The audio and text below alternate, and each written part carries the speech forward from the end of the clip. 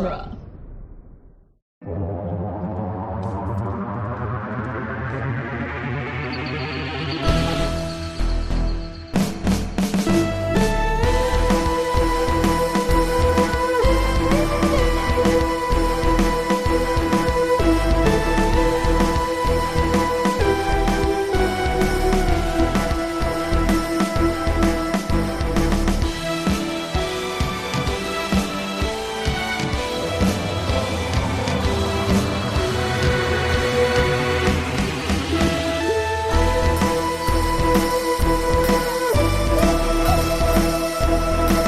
Doctor Who, The Long Way Around, the weekly podcast where we review, discuss, and recap every episode of Doctor Who, one doctor at a time. I'm Scott Corelli.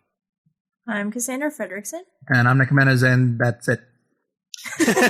Damn it. Today on the show, we'll be discussing Paradise Towers, the Seventh Doctor's second story.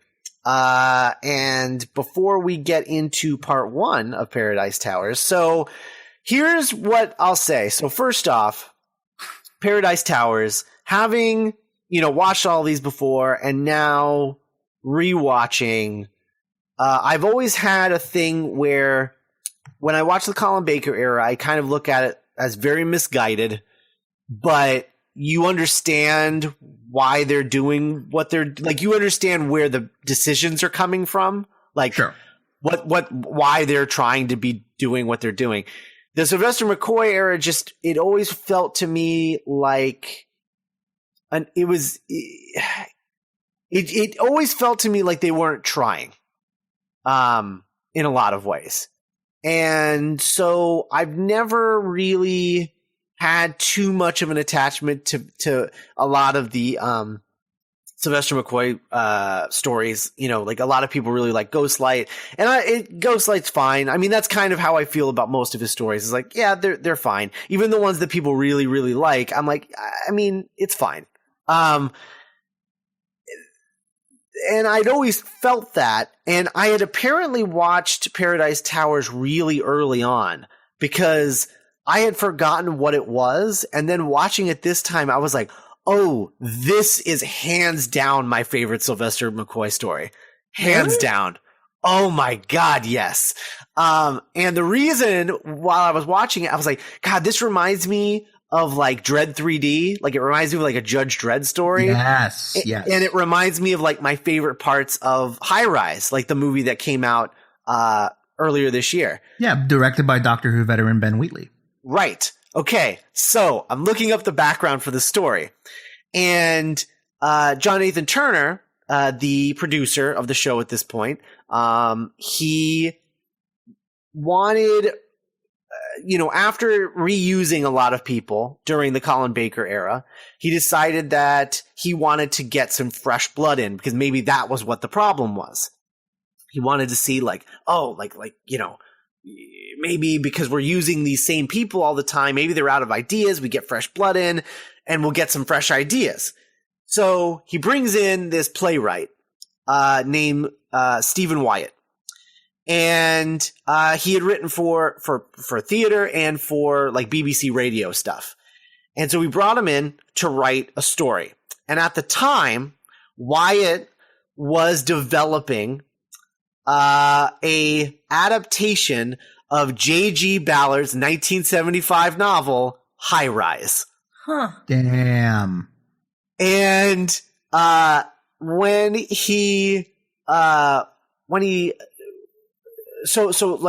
this guy, Stephen Wyatt, and then let's see, Andrew Cartmel. I'm trying to figure out who this guy is in connection to everything else. Isn't he the script editor? Oh, right. That's right. He's the new script editor since Eric Sayward stepped down. You're totally right. Okay. I missed that in the first paragraph. Okay. So Andrew Cartmel, he came on, and at the same time as this guy. And so they start working together on this story. And he is like, well, I was trying to adapt this novel High Rise.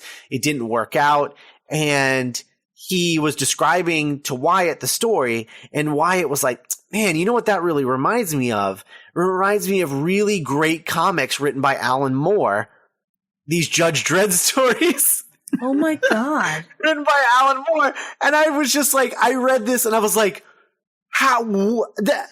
that's what? Like, it's so like the whole time I'm watching this, I'm like, man, this reminds me so much of High Rise and Judge Dredd. And that's exactly what it was. That's awesome. It's Doctor Who's take on that novel and Judge Dredd. So if you ever wondered what a J.G. Ballard Doctor Who would be like. Yeah. Yeah. Here it is with Paradise Towers. It is literally High Rise. And not in a derivative way, because I effing love this episode so much. But yeah, and it did really remind me of it was like a high school production of Dredd. It's also prepare yourselves for this comparison. I don't know if you picked up on this, but it's also like just the most intense game of Pokemon Go gone wrong. Yeah, totally. It's literally like Team Mystic and the other one. Team Instinct. And they talk about a third team, the yellow team, and I was like, what is this? Are you serious? It's just, I was like, it's just literally like, this is what happens when a Pokestop, like post-apocalyptic Pokestop. Oh my God. Yeah. Also was getting kind of some Beyond Thunderdome vibes. Oh yeah, totally. Although, was this before that? No. This was 87. Yeah, so this was shortly after that. Because I think that was 85, I think. If I'm not mistaken. Yeah, so Nick, tell us about part 1 of Paradise Towers. I will. I gladly will. So we open on a young woman dressed all in yellow, which we later will learn is the last remaining yellow Kang, which is kind of the gangs. The gangs are called Kangs, and it's not a Dr. Seuss story. And that's Team. Which one? Which Instinct? Yeah, Team Instinct. Yeah. Which is the team I'm on in Pokemon Go. So yeah, the other Kangs are just like, you hear like the jeering of other like young women, girls off screen, and she looks like really scared.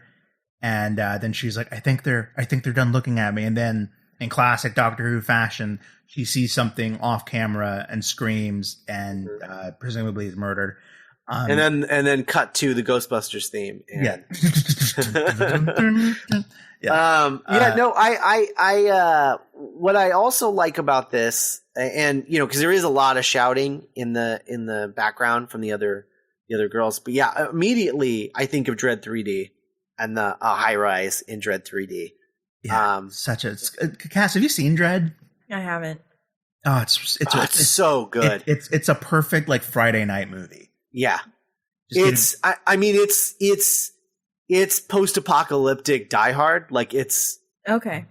Awesome. Carl Urban is as Judge Dredd, Olivia Thirlby as Judge Anderson, and friggin' just Lena Headey, scene chewing Lena Headey as the villain. Nice. She's the crime boss. Mama. Yeah, named Mama. Oh my God. Okay. I'm going to watch this now.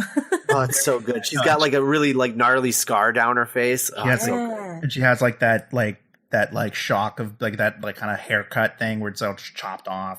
Yeah. Oh, it's so good. And but yeah, also in that movie for a hot second is General Hux. Oh, that's right. That's right. He is. Yeah. So I right off the bat I was caught off guard a little bit, because while this is something that they have done in modern Who every once in a while, I don't remember it coming up a lot in classic Who, but the future slang.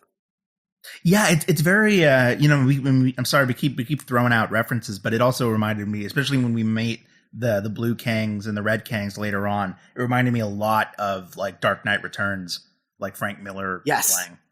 Yeah, no, totally. And it reminds me of slang in the Judge Dredd comics and in the movies, and it's very comic booky. And like the Beyond Thunderdome vibes, because the Beyond Thunderdome had such like like break a deal, face the wheel, like 2 men under 1 man leave. And the Kangs have such a cool like lexicon, you know, like oh they want to they want to how you do, you know. And it surprisingly, as far as future speak goes, it's like really not that awkward or cringy. Like it kind of it flows really well, I think. Well, yeah, because you can parse it out. Yeah. You know, more so than like the future slang in the epilogue episodes of Dollhouse, where you're like, I don't know what they're talking about. Sure. Where it's kind of just Joss Whedon, just like I'm back and right. He's just like trying a little too hard.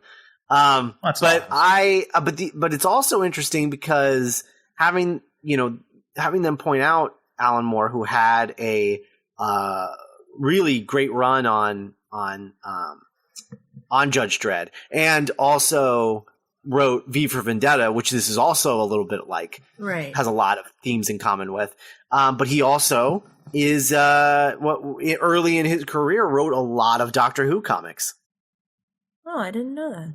Yeah, I would be really interested to read those. Yeah, he wrote a lot of Doctor Who comics. I think that's where he met the artist for Watchmen. Wow. They worked on Doctor Gibbons. Who comics. Dave Gibbons. Yeah, Dave Gibbons. Yeah, he and Alan Moore had a run on the Fourth Doctor, I believe. Yeah. If I can ever find the cave that Alan Moore is hiding in now, I'd love to ask him about what drew him to Doctor Who. Yeah, I don't think he'd want to talk about it because it's not his own thing. Sure, yeah, and he'd kill me because I was born after 1975. Yeah, and because you don't believe in his snake god. So. Yeah, sure. He prays to. That's a real thing. He prays to a snake god. Guys, Google Alan Moore. It's amazing. Yeah. Huh. Yeah. He's an old wizard now. He's an old wizard that lives in a cave by himself, and every once in a while they'll ask him what he thinks about reboots. And no, he has a wife. Oh, cool. Yeah, they both they pray to the same snake god. Yeah, that's what it's all about. Yeah. I mean, really, when you come down to it. There's a great line. So we're still There's a great line in the teaser. There's a great line in When Harry Met Sally when Billy Crystal's like, you just want to find someone that prays to the same snake god as you. Oh my god! I was drinking water when you were saying that, and as soon as you started with the accent, I knew what you were gonna do, and I was already starting to laugh. Oh man! So the Yellow King is murdered by what we don't know. Meanwhile, in the TARDIS, a very, very energetic young Mel. Mel is super excited because she is going to go swimming. She's really excited about the swimming pool in Paradise Towers. And that shot of the Doctor just being like, "Oh Jesus!" Yeah, like he's just like, "Come on, swimming." Boring. Like he wants to like go on an adventure, and Mel's like, "No, Doctor, I want to swim." And it's really. I just want to lay out and get some sun. You just want to. I want to take you across space and time, and you just want to lay there. It kind of reminds me of that episode of with the 10th Doctor and Donna, where like where Donna's at that resort the whole time. It's midnight. Yeah. That heartbreaking episode. And terrifying. Yeah. So they get to Paradise Towers, which is supposed to be this like huge mall / resort. I believe he said it was built in the 21st century. Yeah. And so the Doctor's not really that into it, but he's like, what the hell? It'll make Mel happy, which immediately is already a big up from, last week when the Doctor seemed intent on like physically and emotionally dominating his companion. So yeah, and I'd forgotten about Mel in the time since we last saw her Time of the Ronnie. I still don't know what I think of her. I'm still working that out. So they get to Paradise Towers. Mel's like, I just want to swim about it. I'm not really that into adventures. And so they get to Paradise Towers, and it looks pretty RoboCop-y. It looks like Detroit now. It's like very run down and very like there's graffiti everywhere, and it looks very post-apocalyptic. And Perry's like, "No, where's my pool?" And the Doctor's like, we're talking. This is great. And look at those rats. Those rats. Yeah, there's like rats scuttling around. They're like, So meanwhile, caretaker 345-12 subsection 3 is he's making his rounds. He's walking around the hallways of Paradise Towers, and he seems to be talking to someone called the caretaker, the chief caretaker, and he's found evidence of graffiti, and so he's just doing his thing, and he finds a bloodied rag on the ground. And meanwhile, while this is happening, the Doctor and Mel run into and this was kind of the first mind-blowing moment of this episode, because you have to understand, I have zero context or hints of what's going on. So like about 7 minutes into the episode, the doctors are confronted with a girl gang all in red called the Red Kangs, and I was just like, oh my god, yes. I didn't even know I wanted this, but this is amazing. They just look like they're in like a Billy Idol video, So they're really rambunctious. They're a rambunctious group of about, they look like a roller derby team. And so the Doctor, Sylvester McCoy does his thing, and he actually is able to charm the Red Kangs. So they actually like him. Well, they like his clothes. They said what's their word for old people? Is it just olds? I think so. Yeah. So they like his clothes. They think that they quickly learn that the social hierarchy of Paradise Towers is very much based on like what you wear and like what your fashion is. So they hate Perry. I mean, they hate Mel because Mel is dressed in blue, and blue is the color of the Blue Kangs. And so they do the Red Kangs teach them this actually really cool greeting ceremony where it's like fake punch, show the hand, fake punch, show the hand, put the hands together, bow. And I was like, dope. Like, I'm into that, because it's like, I can hurt you, but I'm not. I can hurt you, but I'm not. And then Sylvester McCoy does it, and they kind of like, there's Blue Kangs, there's Red Kangs, there's olds, there's caretakers who are like cleaners, and there's no boys. Right. And then there's reses. Yeah, something called reses. And those are kind of like the only, because, they asked the Doctor, like, well, what are you? You have to be one of those things. And the Doctor's like, well, I guess I'm an old by proxy. And so they introduce, so there's, their names are like Fire Escape and Bin Liner, which just dope names. So yeah, but they're like, the Yellow Kangs are all dead, or like the only one alive. And so it's just the Blue Kangs and the Red Kangs. Meanwhile, a Blue Kang, speaking of the devil. Isn't that just typical of Pokemon Go? Yeah, typical. Yeah. Instinct always gets the short shaft. Yeah, well, yeah. Well, because they're the least we're like the airbenders, We just all we want to do is just live in our, you never see a yellow base because it's like, no, man, you're working. God, could you imagine if they made a Pokemon Go app that was like Avatar? Somehow? Yeah, totally. I'd play that. Mm-hmm. But everyone would want to be an Avatar. Nah, dude, waterbending's where it's at. Oh man. I don't think you could be. I mean, you'd have to pick a team, I think. You have to pick a team. What team would you pick, Scott? Waterbending, I think. Yeah. Oh, nice. Yeah, I'd be an airbender. Yeah. Well, that makes sense. Yeah. So Caretaker 345-12 subsection 3 is reporting that the Yellow Kangs are all dead. And then they see a robot driving. Like, okay, so the score for this episode is a gift.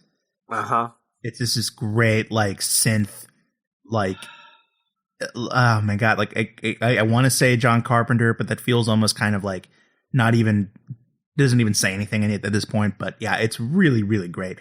And so there's the bit where the Doctor, I don't know what episode this is in, but there's the bit where the Doctor is like running down the hallway, and it's literally just playing the Doctor Who theme, but it's like super like fist pumpy, like synthy. Yeah. I'm like, why don't they do that more? That's amazing. Yeah, I know. So it's like that bit at the end. This is very specific reference that you two will get, and like 5 other people listening. But it's like the bit in the season 1 finale of Buffy when they play the theme song. Like, Yes. Yeah, and you're like, ah! I'm a big fan of bringing the theme back, but in a different way. Yeah, I mean, like Creed, very great example of using your theme very wisely. Yes. Yeah. I was like, what movie used Creed as a theme? Oh no. Yeah, there was a great moment in Creed where they play "Can You Take Me Higher?" Right. Can you take me higher? Tight knee. Anyway, so we see the leg of the last yellow Kang we saw from the cold open just sticking out of this kind of weird like trash can robot with like pincers. And he has like headlights for eye. This is a great addition to amazing Doctor Who robots that we've covered. Yeah, it's it's definitely made out of a floor buffer. Yeah. Yeah. I mean, Like that's a definitely on it. that's that's definitely what it's made out of. But it looks like if the guy, I mean, speaking of RoboCop, you brought it up earlier. If the guy that built the little robot dude that like killed all the people in the boardroom. Oh yeah. What is the name of that thing? Not Ed 209, right? Yeah, Ed 299. Yeah, okay, but it's like it's like if the guy who built Ed 209 was like that Family Guy joke, like we have about $15 and he's just like running down the street with the rake. It's like, oh man, that's what it looks like. It looks like they were like, let's do this, and they showed him the drawing and like, well, we don't have the money for that, but we can do this. Did you mean this? And they just like showed this like wagon with like a trash can on the back that's like big enough to fit a human body, but not that much because the leg is always okay. A leg is always sticking out. Yeah. To show that a character has been killed, they will just show their leg sticking out. Out of its little caboose. A little caboose, which is, I think a welcome change from the bloodshed we saw last week. So that's happening. Meanwhile, the Doctor is trying to find out more about this hellscape from the Red Kangs, and it's clear they don't like Perry. They don't like. Why do I keep doing that? They don't like Mel. And so Ben Liner tells them to like, hey, wait, what's going on? And so because they start talking about Mel's like, I want to go to the pool, and they're like, shut up about the pool, and they refer to the pool as the pool in the sky. But it's clear that no one has really gone to the pool, and so they capture Mel and the Doctor and take them back to their base. Meanwhile, Caretaker 345-12 subsection 3 finds himself sandwiched in between two of these robots, and then he's killed by the robots that are called cleaners. But it's revealed that the Caretaker is actually compliant to the murder and that he's actually okay with it, and he calls, and then after that's happening, he kind of puts a bounty on any red wall scrawler, which is kind of people that draw on the walls in the Fountain of Happiness Square. And so meanwhile, the Red Kangs are taking Mel and the Doctor to a new location, and but then the Caretakers move in to attack, and in the aftermath, Mel actually runs away, and the Doctor is taken prisoner by the Caretakers. So meanwhile, the women from Absolutely Fabulous are or also they kind of also reminded me of the sisters from Coraline. Yeah, and so I could see that. They also the one, I think is it because it's Tilda and Tabby? Yes, but I'm not sure which is which. I think it's Tabby. I think the skinnier one in pink was Tilda, and I think the kind of rounder blue one was Tabby. So Tabby reminds me of that movie, The Witches. Yes, the Raw Doll movie. I kept waiting for her to like turn into a rat. God, that seems scary. I was getting like a Hocus Pocus vibe from them too. Yes, yeah. Absolutely. That's, It also feels like somewhere in that apartment, they're keeping Harry Potter. Yeah, there's like a dead body or something. Yeah. so They've got a Dursley vibe about it. Yeah. So these women are cannibals. They feast on humans' meat. And I love the subtle moving away of like this giant femur that's just like on a plate. Yeah, they have no chill about their cannibalism. So they're very hungry. And then who should come just stumbling in but Mel. And they're like, "Oh, won't you come inside for some tea?" And Mel's like, "Now this is more like it. This is what I want." And so they untie her. Not immediately. They untie her, and they are called Rezzies.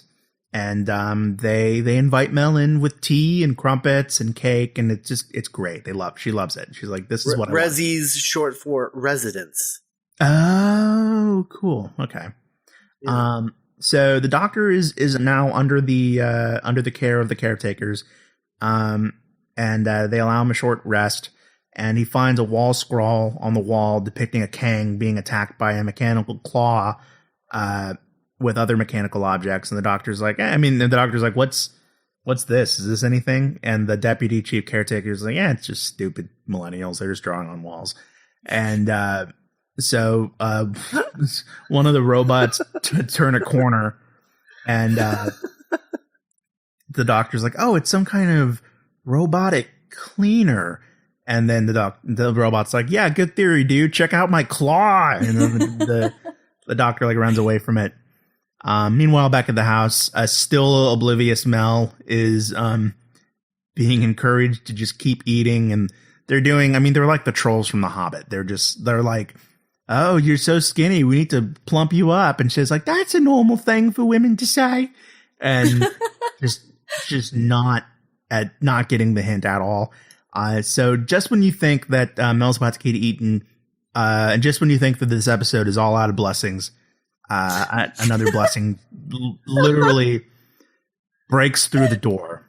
Oh, yes! So a guy kicks open the door, and he kind of looks like... When I say... Okay, let's explain what you mean by kick open. Because you say kick open open the door. It sounds like he kicks the door and it opens.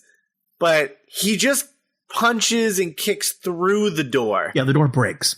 Which apparently happens a lot with this guy. Yeah, and they're not... So he bursts into the door. He's wearing like a bullet like belt.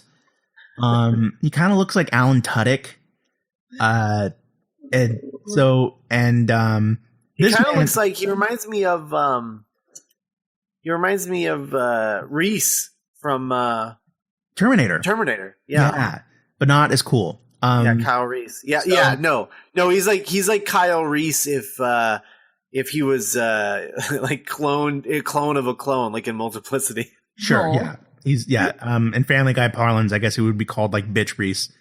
And so the women Tilda and Tabby are not even that mad. They're just like, "Oh," and this guy's name is Pex. His name is Pex.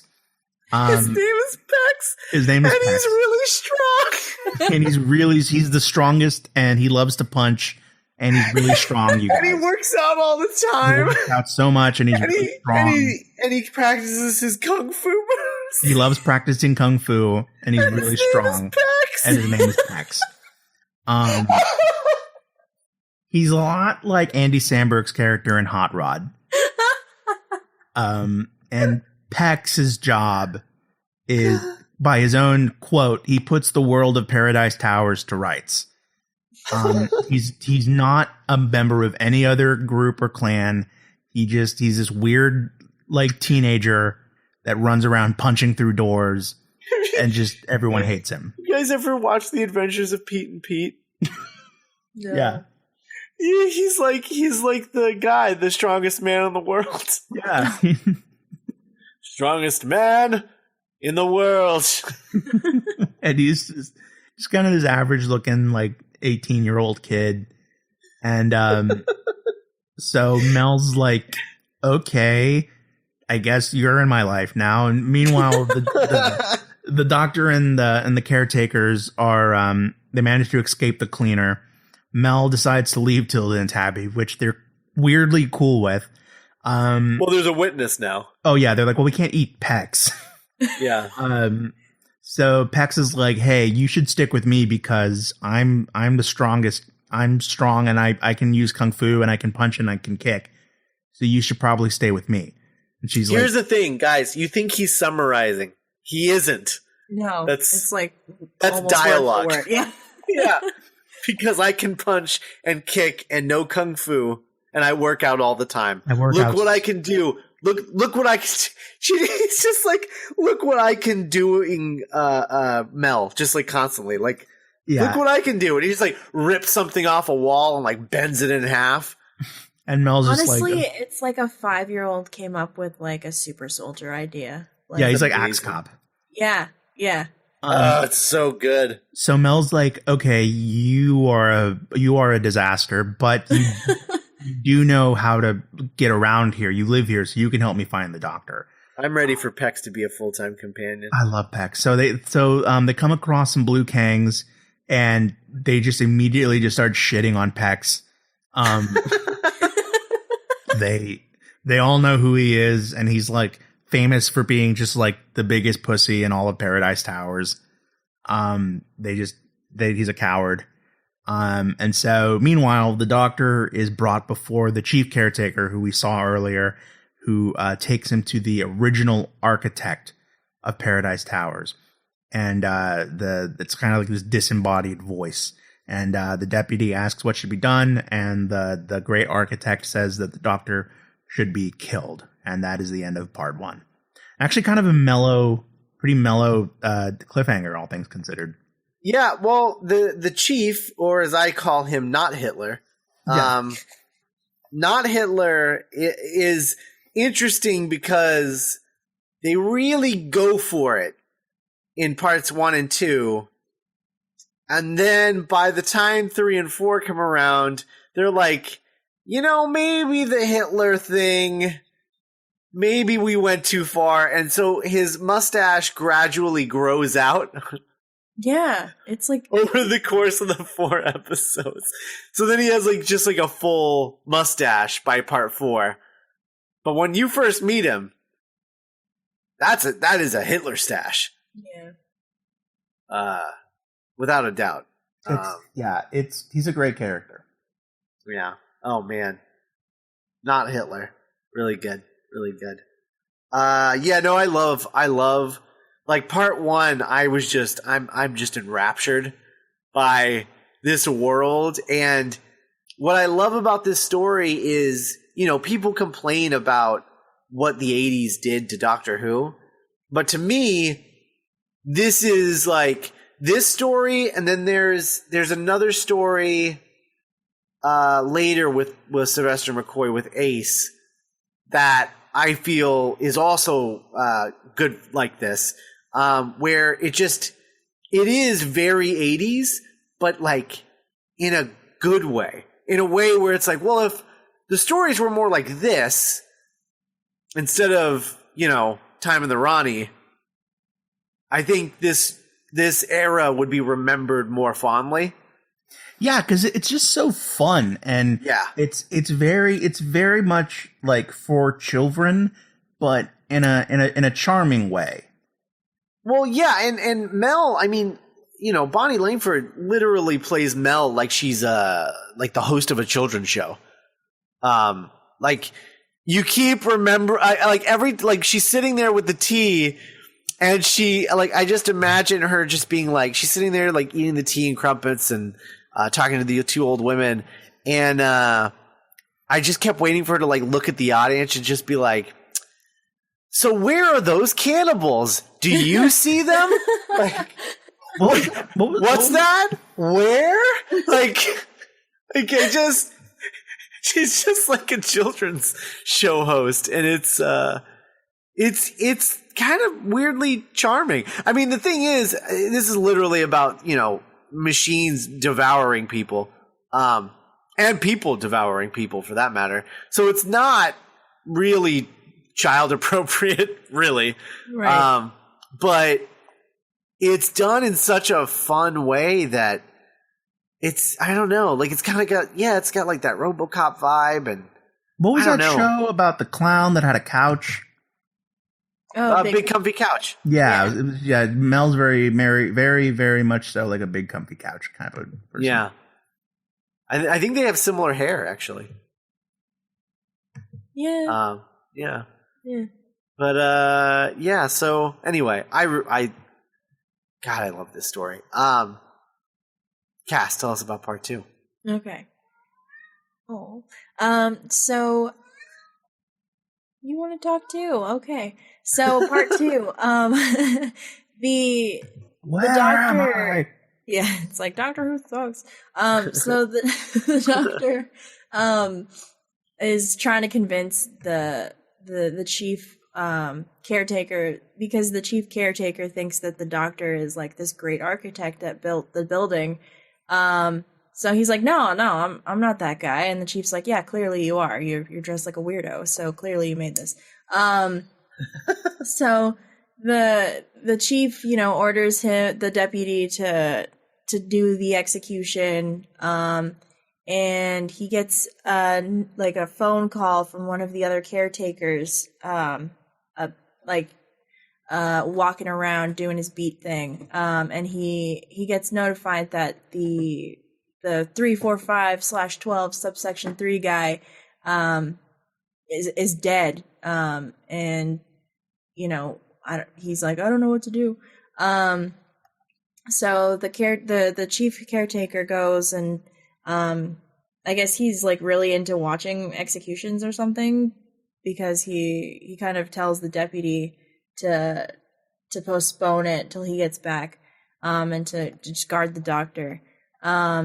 So Mel and Pex meanwhile are running around looking for the doctor, and they run into the Red Kangs again, and they find out that one of their group also has been killed by the evil cleaning robots. And this next scene that I'm about to describe is honestly my favorite, or one of my favorites, because it's so dumb, but it's so Doctor Who. So the deputy and this other caretaker guy, they're guarding the doctor, and the doctor's like, oh, hey, let me see that rule book, because they're super about, like, literally, like, doing everything by the book. And they, like, hand it over, and they're like, yeah, this is our Bible, go ahead and read it. And he, like, pretends, he's, like, flips through it, and he's like, oh, did you guys see this? Like, oh, you're supposed to... So he just pulls this crazy, like, thing out of his butt, and he's just like, yeah, you're supposed to, turn around and close your eyes and walk 5 paces away from me and totally not pay attention to me. And they're like, oh, okay, we must have missed that. There's, the book's pretty big. So the doctor tricks them into basically doing like Simon Says, and then he swipes one of their key cards, and he's like, he takes their whole wallet, which I just want to how do you not feel that? Like, well, I just want everyone to picture these guys, because these guys, they look like Nazis. They're like wearing sort of like gray kind of Nazi uniforms, only, there's no like armband or anything. And they have like really fancy hats. Mm-hmm. But they're very dull looking. And when the doctor steals this guy's wallet, he like pickpockets him. It's like green. It's neon green. Yeah. Like the most like 80s thing I've ever seen. It looks radioactive.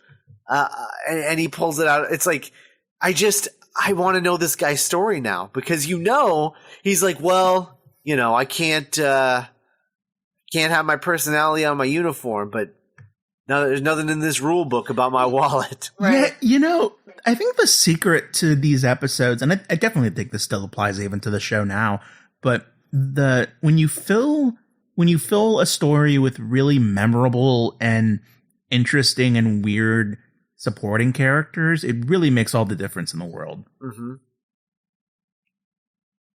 And like not like bad interesting, like so awful that you can't help but notice them, but like really building like the whole world.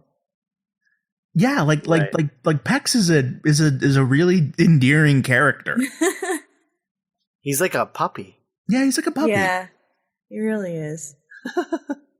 So yeah. So the doctor picks this guy's pocket and takes the key card, and he's like, ta-ta for now, and he like leaves. Later, jabronis. He's like later, jabronis, and then they both like look at each other and go, I don't remember like jabronis in the rule book. That's weird, huh? Oh well, nice fella. So like the doctor escapes, and Mel and Pex are kind of like wandering around in circles, and they find themselves back at the fountain square, and Mel gets really annoyed, and she finally is like, she asks him a bunch of questions, and like, do you even know where you're going? And he's like, oh yeah, I totally know where I'm going. And there's this really, really funny moment where he's like leaning up against like a banister, and she's like in the square, and she's like, so where are we going? And he waits for her to kind of move in a direction, and then he's like, oh yeah, that way. We're going that way. It's just like, oh, you have no idea what you're doing. And so they move out, and they're like being followed by the Blue Kangs. And the doctor keeps coming across this like weird graffiti, so he like takes notes, and he's looking for Mel.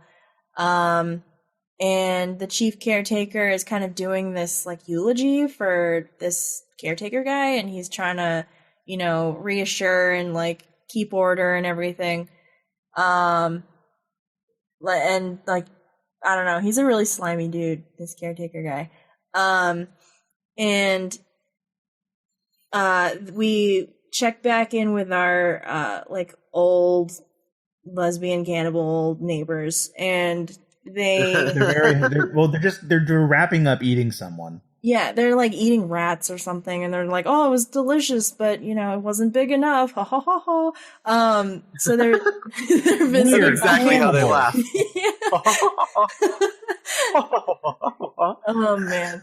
They're visited by one of their neighbors, and they're just like, hey man, they start gossiping, which I love, because it's just like old ladies totally gossip with each other. That's just something that's part of the old lady like credo.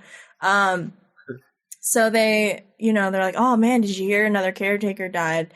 And they're like, oh, we gotta cover up our food because we're freaky.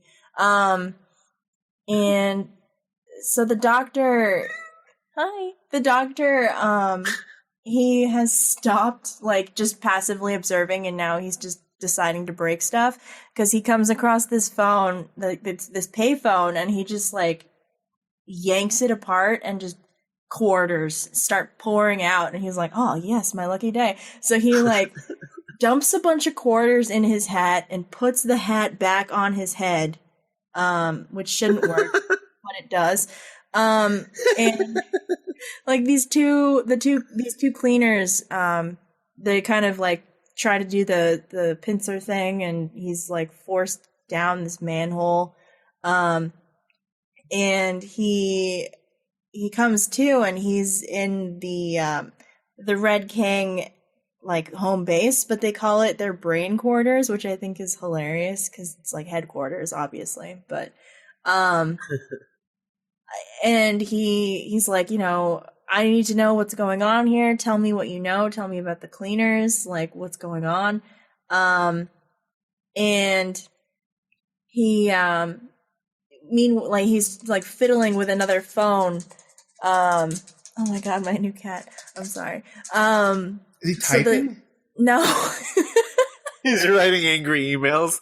He's giving us a bad review because of what's happening. He's like, this story sucks. My favorite doctor's David Tennant. But That would be the host got a new cat and it won't shut up. it's about himself. Yeah. I miss the old version. Oh, so the doctor's like fiddling with this other phone, and I guess it's like a phone that's attached to a vending machine or something. Oh, right, yeah, the soda. Yeah, so he's like, this is the vending machine, and they're all like, what's that? And he like puts a quarter in and it still works, and he like, it pops out a can of soda and he drinks it. Still works and it's cold. Yeah. So like, I don't know, because it's been, I would assume it's been unplugged, but clearly not. And so they all just forgot what it was. Yeah, he buys himself a can of soda and he opens it and they freak out because it makes a pop noise. Yeah. Which is really cool. It looks like a bomb. Yeah, they're like, oh god. And then he drinks it and then they're like mystified and it's like this like communion they call it ice scene. hot. It's really weird. But it's really cool. Fizz aid. Fizz aid. Fizz aid. So the chief caretaker, after doing this like funeral or whatever for this guy, he goes to some dark, like weirdly lit area, and he's talking to something, and he keeps calling it like my pet, and it's really uncomfortable. He keeps referring to himself as daddy. Yeah.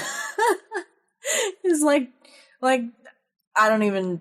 This is the creepiest part of the whole episode. I don't even know. So he's just like, "Oh yeah, did you enjoy your human snack?" And he's like trying to placate it, but then he's also trying to like, I haven't been giving you all of these, like, people keep disappearing and most of it is not my fault. So you need to tell me what's going on. And the machine is like, feed me, Seymour. Yeah, it's like a big robot, like furnace thing. And it's like, oh, I'm hungry. Feed me. So the chief's like, whatever. And he's gonna catch the great architect and feed the architect to the machine. Yeah. To like sate its hunger or something. And so Mel and Pex have been wandering around, and I guess they got captured by the Blue Kangs, and the Blue Kangs are like, we saw you with the Red Kangs, and Mel's like, yeah, because I was their prisoner. Duh. And they all start making fun of Pex, and they call him like a muscle brain and like a scaredy cat, and it's very like playground bullying, which is kind of it's very unnerving to see like 20-year-old women just like calling someone a scaredy cat until he gets like really overwhelmed. And they find out a little bit about the world and how like there's like old people and like young people, and they were sent off to live in this building, and there was a war maybe, but nobody really knows what happened.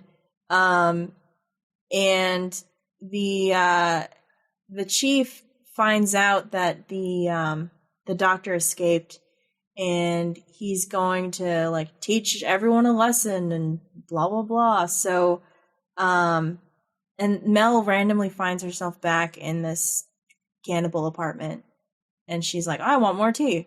So they feed her more tea, and the Red Kangs are all drinking soda, and the doctor like tries to like organize them to kind of like move them into doing something instead of just kind of passively living here. And an alarm goes off, and the leader of the Red Kangs, she says that some caretakers are moving in on their headquarters. And they start to break down the door, and Mel at this point is definitely gonna get eaten. And legit gonna get eaten. Yeah, like the creepy ladies, they're like, oh, you're so sweet, but we're not. And Mel's trying to leave, but they're not letting her leave. And they're like, we have no intention of letting you leave. And she's like, oh, this isn't funny anymore. And then they throw like a knitted blanket or like a shawl over Mel and use it like a net. And one of them like brandishes this like oversized like marshmallow fork at her, and Mel is like screaming her head off. And then that's how this ends. Pretty much. Yeah. The crochet net is pretty fantastic. I like that they just had it at the ready. Yeah. I mean, you got to be prepared. You never know. Yeah. So part 3 starts with the Doctor encouraging the Red Kangs to escape.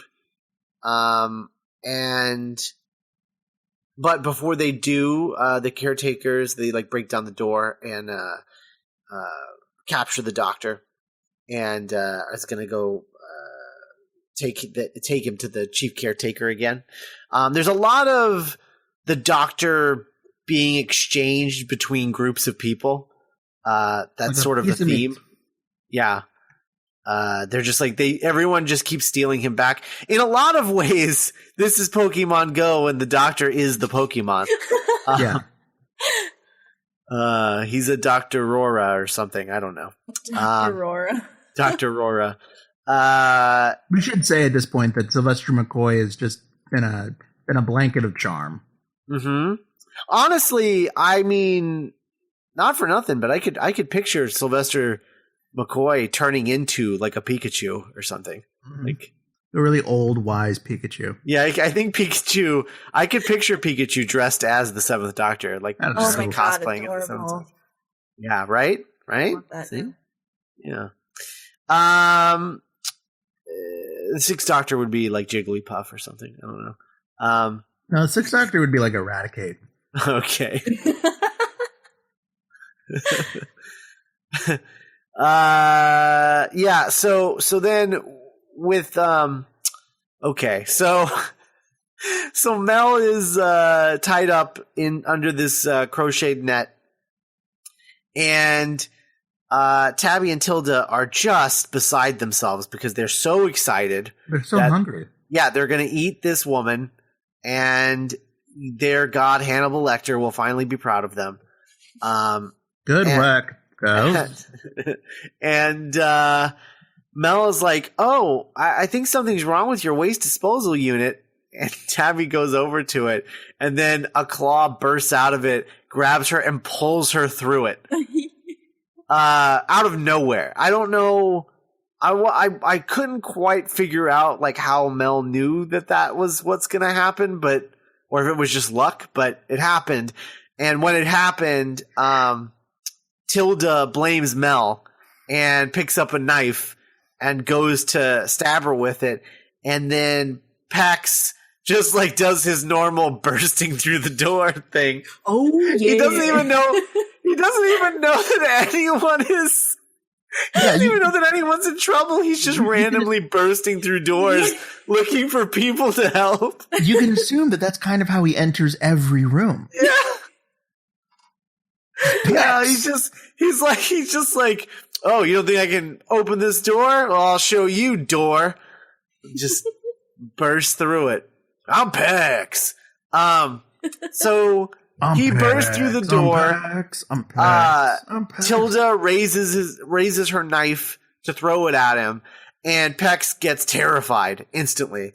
And Dodd barely gets out of the way, and it hits what's left of the door behind him in a weird green screen close-up, because apparently the actor really didn't want a knife actually thrown at him, even a fake knife, apparently.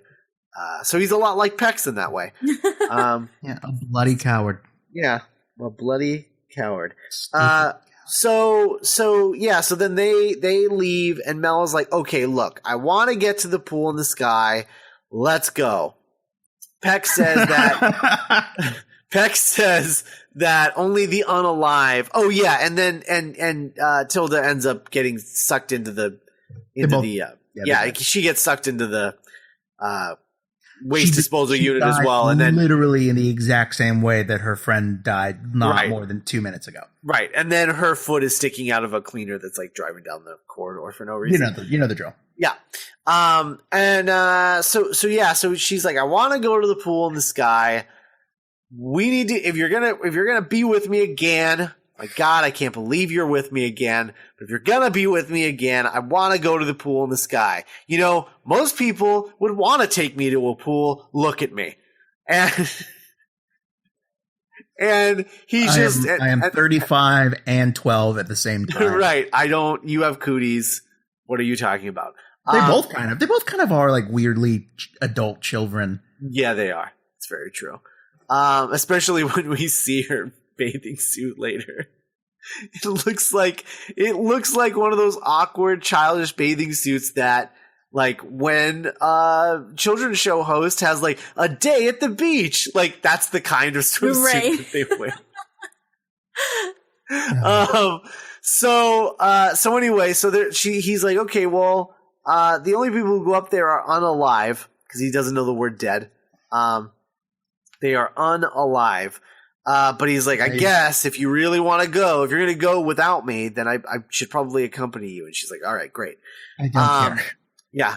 So then the doctor is talking to the chief caretaker is like, welcome back. You outsmarted us last time, but now you're here again. I'm sorry. What's this about? What's this about two Rezzies getting killed? And he's like, yeah. These two Rezzies were killed. And he's like, oh, I should probably go investigate that. And he's like, what? And then he leaves. And the deputy's like, all right, well, I guess I'm watching you again. You're not going to outsmart me this time, though, because I know all about your rule book trickery. And he's very smug about it. The doctor's like, oh, Jesus. So then Mel and Pax enter an elevator. And they're in the elevator, and it gets stuck as it's moving. What are you going to do? Yeah. And they're like, okay, well, I don't know what we're gonna do. And then, meanwhile, Bin Liner and Fire Escape break into the chief's office and steal the doctor back. You see, this is what's happening. It's like they're playing capture the flag, and the doctor's the flag. He's the MacGuffin. He is the MacGuffin in this. So the chief is interviewing Maddie, who is Tilda and Tabby's like sad little friend. And he's like the one that like they don't even want to eat because that's how lame she is. Right. and he's like, I'll tell you what, if you give me all the incident, or if you keep this incident quiet, if you don't tell anyone about it, because I'm going to do all this investigation, but if you keep it quiet, you don't tell anyone, you don't raise anybody's, chuckles, whatever, I will give you this apartment. And you can move in here, which is like, twice the size of the one you're in now. She's like, all right, I won't say anything. It's like, okay, great. So then Pex is messing with the elevator controls, and the elevator, like he messes with it, and then the elevator goes all the way down to the basement, and they hear somebody say, soon I shall be free. And they're just like, oh, all right. And then, that's weird. Yeah. Oh, no. And then we're back in the brain quarters of the Red Kang gang. And which I'm just now realizing is probably why they're called a Kang. Because it's like gang, but one letter off. Mm-hmm. That's okay. And oh, boy. So then... the doctor is watching like an infomercial about Paradise Towers and the great architect who is named Croagnon, and he tells them about Miracle City, which was like this place that was built by this guy, which he refused to move out of or let anyone in, which I assume is Where is that? Where they are? I didn't understand the whole Miracle City thing. I think it's like on a different planet or like a different area of something. Okay. Like, Because the one thing that they never really go into, or if they did it in such passing that I missed it. They don't explain why no one ever leaves the building. Right? I think they kind of hint at it, like it's supposed to be like this, like, you know how in World War II they moved all the children and stuff to the countryside because like the bombing of London was happening. I think this is kind of the same thing. Like they're moving all the children and the older people to this skyscraper, I guess, to like wait out this war or conflict or whatever that's happening. Oh, okay. And it's been like, it must have been like at least 15 years because the kids are all grown up now and they speak like kids because they've just been running around this building with no parents. Right. Yeah. So, but I don't know why there's only girls, which is weird. But anyway, that's what. You know what else? I just realized because the ladies are cannibals, it's also got a Snowpiercer vibe. This movie. Yeah, they know that babies taste best. Yeah, babies do. You know, guys, if you just wait, you'd have so much more food. It's stupid. Why would you eat a baby? That's dumb. They just taste for the best, Scott. That doesn't matter. You're trying to survive. Logistics. Come on. Good God. Anyway, good. Well, movie. they weren't eating babies by the time the movie started, so maybe they like learned that lesson. Yeah, maybe. So anyway, so the doctor is basically trying to convince. So the Blue Kings, they show up, and the doctor is like, okay, guys, like we all need to get together because this is all like we're not going to get anything done if we're constantly fighting against each other. So, the Yellow Kings are all dead. You guys are probably next. All right, let's get together. Okay, let's build a Pokemon gym and let's do this. We have a common enemy. Yeah. So Team Rocket. Yes. Yeah. So how great would it be if in the next update for Pokemon Go they introduce like a fourth team and you could actually be on Team Rocket and like steal Pokemon and like I would love that. Stuff. That would be pretty amazing, actually. That would make me want to play the game more than it does right now. Because there's no conflict right now. That's the problem with Pokemon Go. Yeah. That's why I know I would get bored with it really quickly. That's why I don't do it. I'm really bored with it right now because now that I'm not in Chicago anymore, I'm not walking as much as I used to. Right. Not a game you can play if you're not walking. Makes sense. So Pex gets the lift working again.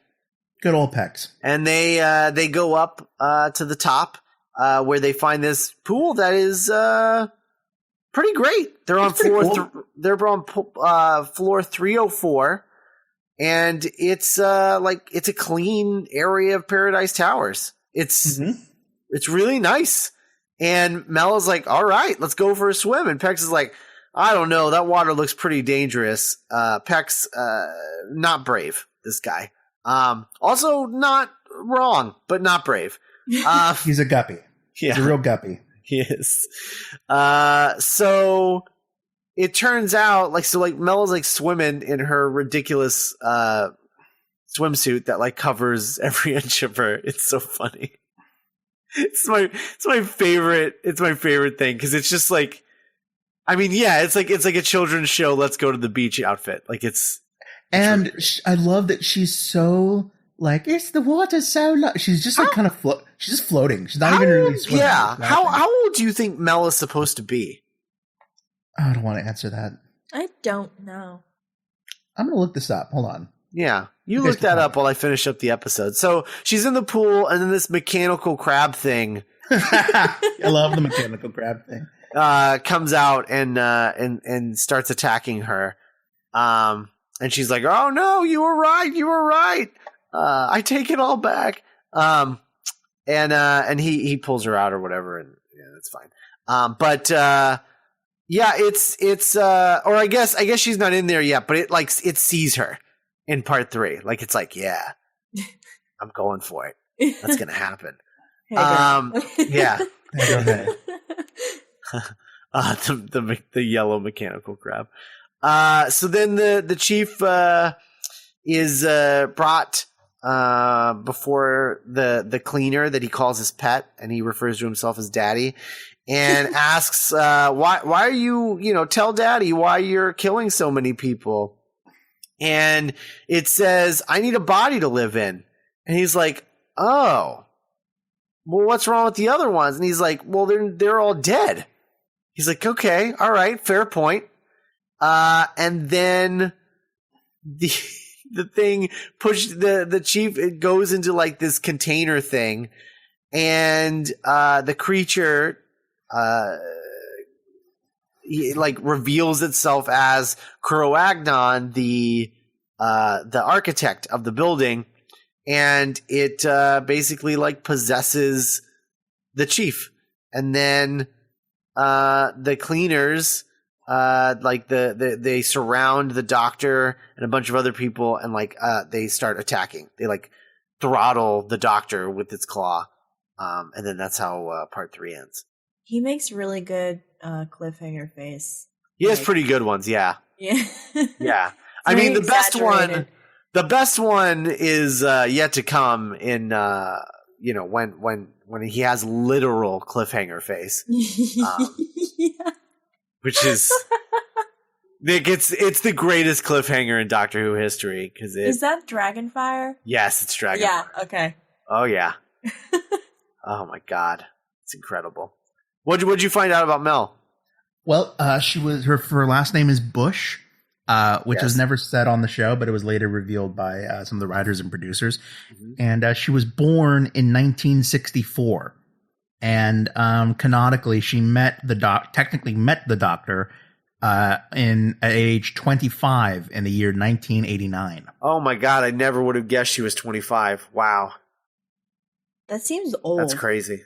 Yeah. I would have thought she was playing like a 17-year-old or something.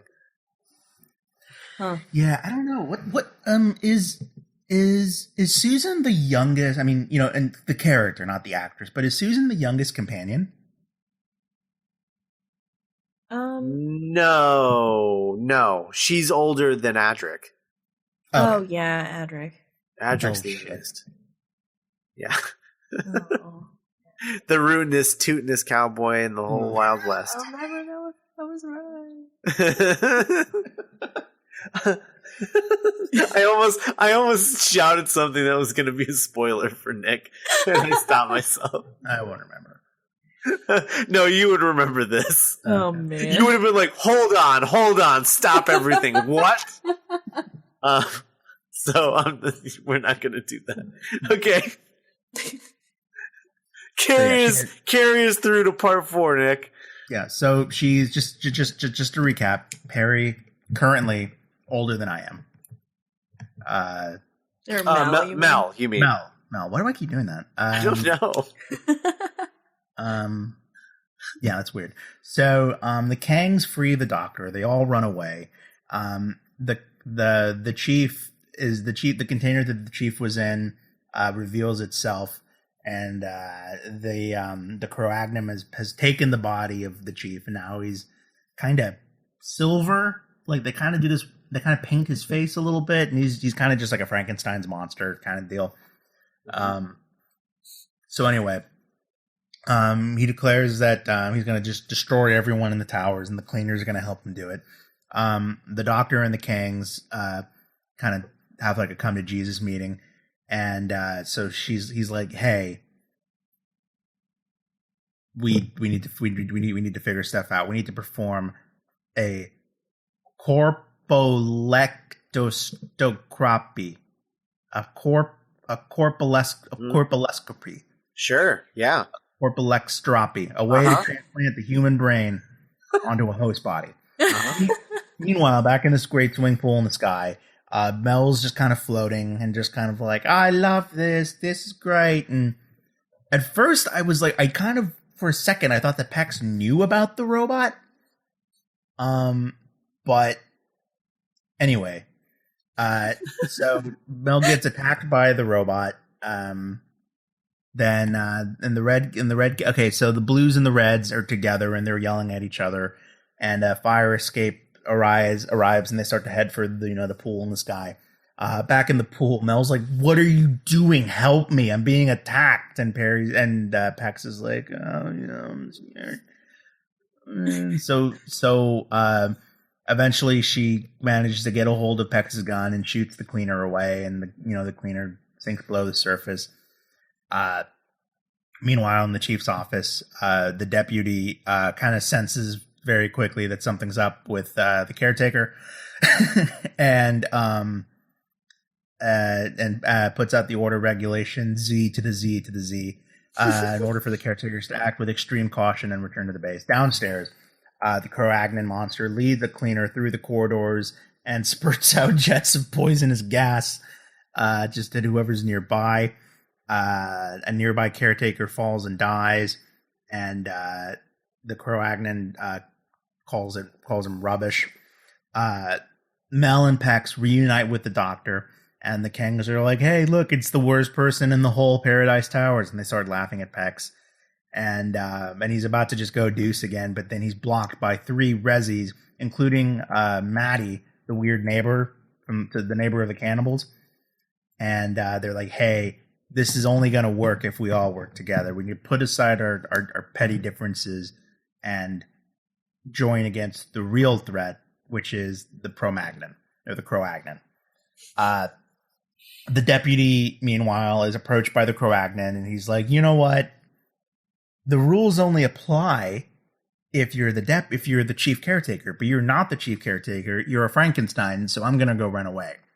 So after some inspirational words from the doctor, the blue and the red Kangs agree to work together with the Rezzies and not Pex. But they claim to never work with the caretakers. But then the deputy's like, "Hey, something's wrong. We all need to team up because the Cro-Magnon's gonna kill all of us." So they came up with a plan.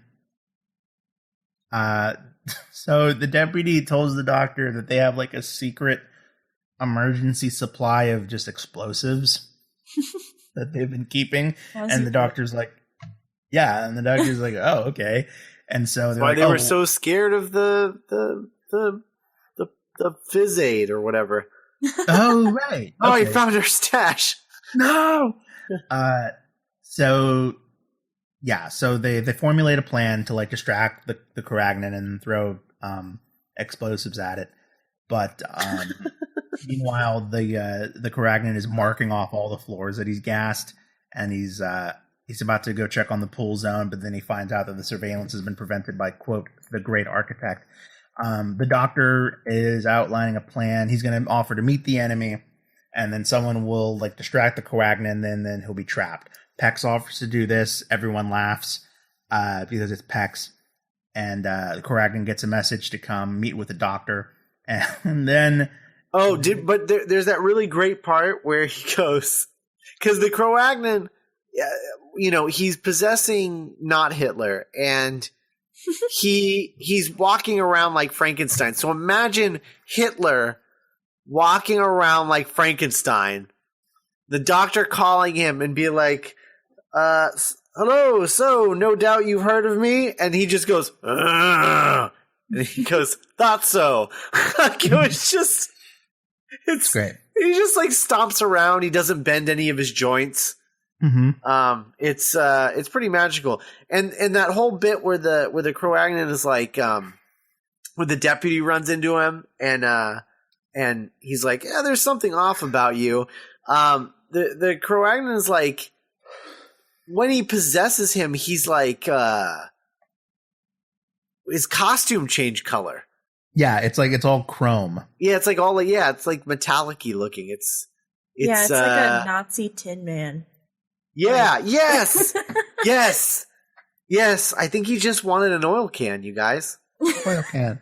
So Pex goes into the chief's office and communicates with the Croagnon, and the Croagnon agrees to accompany Pex while they go to make their way to meet the doctor. However, Pex is afraid, so they're a little bit too fast. He wants to get this over with. So they meet by this door, and the doctor starts like talking about how badly made this door is. And I swear to God, the Croagnon's like, well, let me look. And then the doctor tries to push the Croagnon through the door, but the Croagnon's like too strong. And so Pex... you know what we need right now? We need someone strong. We need someone who can punch. We need someone who can kick. And we need someone who knows Kung Fu.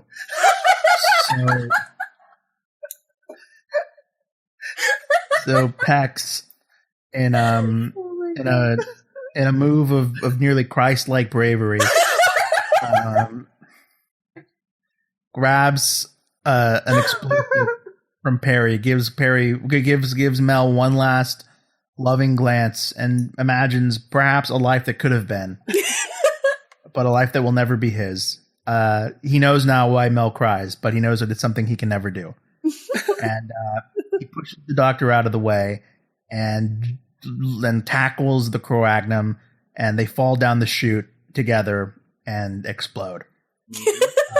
And Pex, the strongest, coolest guy in all of Paradise Towers, his watch finally ends. Meanwhile, afterwards, the Kangs and the Rezzies and the Caretakers and the Punks and the Wastoids and the Burnouts, they all now think that Pex is a righteous dude, and they hold a ceremony and they honor his bravery, and they like do a weird prayer circle. They surround the fountain of happiness and they walk around it in circles, chanting "Hail Pex." Hail the unaligned. Hail Pex. Hail Pex. Hail Pex. I was like, well, these ladies really love Pex. And they pan over, and Mel's like, poor Pex. And the doctor's like, yeah. Well, anyway, we should probably get going. And as a parting gift, the Krangs, oh my God, that'd be great. The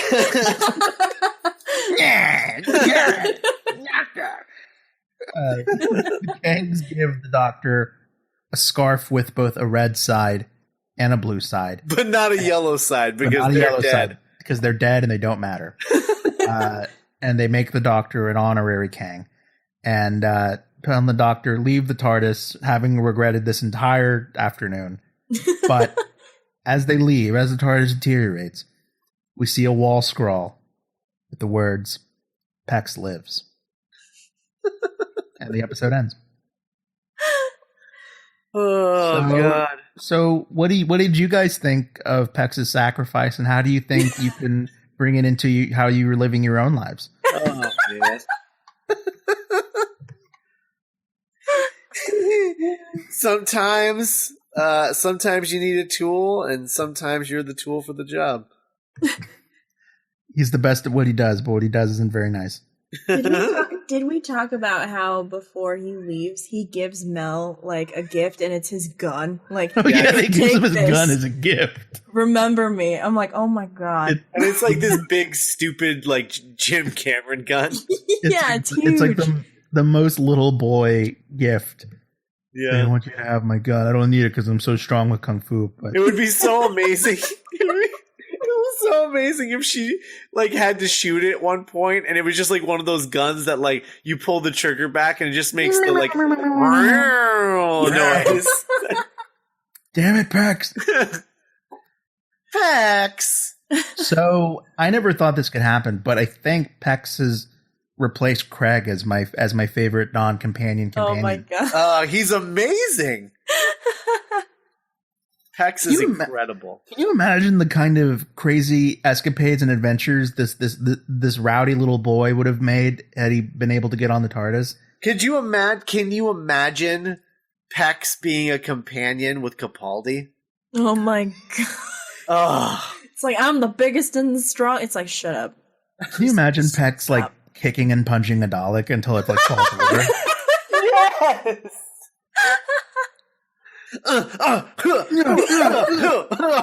What are you doing? Stop. Ow. He's too strong. He's too good at kung fu. Oh my god, Pex is literally a character like in Kung Fury. Like, Yes. He is. He's like the guy who teaches kung fu classes that when you're a kid you think is the coolest person, and then as you get older you're like, Oh no. You're 26. Oh man. Oh man. He probably works at like a pizza place, like he's a pizza delivery guy. Yeah. Pex is incredible. I mean, he died for us. He did. Oh, so good. Where do you think that door went? Heaven. Was that like the elevator shaft? I think it was an elevator shaft. Why were they calling it a door then? That's weird. Look at this weird door that doesn't have a room and just goes straight down. What? I better check this out. By standing on the edge and looking down. Pex. Oh, so good. I love this story. Kat, so like what is your opinion of this story? I actually I was trying to remember which one this was, and I was like, oh yeah, I think it's the dystopic apartment building. And I was trying to explain it to my friend, and she just kind of looked at me like I sprouted a third head, because I was like, yeah, it's got girl gangs in a dystopic apartment building. But I like... How could she look like you have a third head? That sounds amazing. She's about girl gangs in a post-apocalyptic apartment building. I mean, I'm in for any one of those things. I'm telling you, this could be such a fun. Can you imagine what Russell T Davies would have done with this concept? Oh my god, he should have done a sequel. They should still do a sequel. Dude, I'm just saying, Maisie Williams as a red king, Sophie Turner as a blue king. Oh my god, they do a sequel where they bring back Maisie Williams and Jenna Coleman, and they're each like the leader of the red and blue king. But then at the end of the episode, we have like an old open elevator shaft, and the camera's like slowly zooming in, and then we just see like a hand coming, and then it's just like Pex, and he's like 40 now, and he's just like pulling himself up. Yeah. No, but Pex. I don't remember the last time I saw this. So it was really fun to rewatch it. And like last week was everything not everything I hate about Doctor Who, but pretty close. And this, like you were saying, is like it's very 80s, but it's like fun 80s. Mm-hmm. Not like gritty for the sake of being gritty. Yeah, no, I wouldn't say it's my favorite McCoy story, because I love Battlefield. I love Battlefield. Battlefield is probably my second favorite, and then the other story that I'm thinking of, it's Ace, and there's like a space bus or something. Oh, Delta and the Bannermen? Yeah, Delta and the Bannermen is probably my third favorite. Yeah. But I think rewatching this, like, this is definitely up there in my, like, because there's so few McCoy stories too. Yes. So it's kind of it'll be fun to rewatch them this time around. Definitely. There's only there's not as many like out and out awful Sylvester McCoy ones, but there's a lot of like middle of the road ones. Yeah. Like the worst one is Time in the Ronnie. Right, and we're already past that, which is great. Yeah. Yeah. So it's God, this was good. I just So much fun. Wait, is Delta and the Bannerman next? Yeah, What? that's Mel's last story. Oh, for some reason I thought that was Ace. I always remember that story being an Ace story. Huh. No, it's because she goes off, spoilers. But yeah, Oh, she man. leaves. Oh my god, okay, so yeah, Delta and the Bannerman is I have often called Delta and the Bannerman, like, if you have never seen Classic Who and your favorite era is the Russell T Davies era, Delta and the Bannerman is it. Oh yeah, definitely. Yeah. It's Delta and the Bannerman is like straight up Russell T. Yeah. You're gonna love it, Nick. I'm excited. I'm So wait, so is the next episode a Big Finish audio adventure? Yeah, the next episode we're going to cover is Storm Warning. Charlie, I love. Yeah, Charlie. which is the introduction of Charlie, the Eighth Doctor's first audio companion. And we're going to start traveling down that road with him. That'll be really exciting. It's solid. I think you'll really like Charlie, Nick. I mean, you know, I'm a big fan of Girls Named Charlie in fiction, and so hopefully this will follow suit. She is an Edwardian adventurer. I don't know what that means. Adventuress, yes, yeah. So, what's Edwardian? Like the period in English history, like, you know how they name them at, like, the Elizabethan era. Oh yeah, Victorian, right? Yeah. Yeah, it's Edwardian. It's a blimp, right? Yeah, it's like an airship. Oh, okay. It's an airship. The King Ralphian. Yeah, it's very. This first one is very BioShock Infinity sort of. Oh, nice. That's my aesthetic. Yeah. So yeah. Oh wait, is she like the girl from BioShock Infinite? Little bit, yeah. Nice. Yeah, a little bit. Less of a slave, but yeah, a little bit. Oh. Well, everyone compared to BioShock is less than a slave. Well, fair. So we're going to be talking about Storm Warning next week, and then we'll start getting back into New Who again. And those will go down like butter, because they usually do.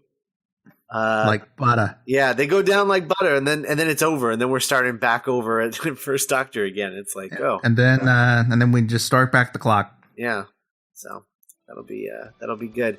So yeah, that wraps up today. We'll be back next week with Storm Warning.